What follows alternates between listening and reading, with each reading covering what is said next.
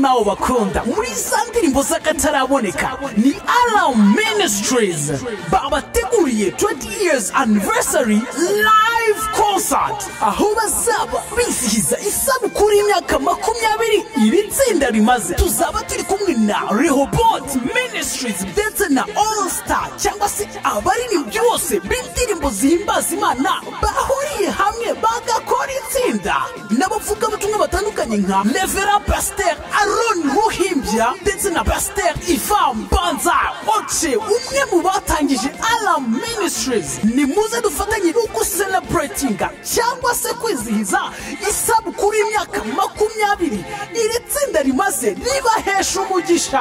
Haleluya! Iki gitaramo kikazabera muri Kigali ku itariki ya mbere z'ukwezi kwa 9 uyu mwaka wa 2019.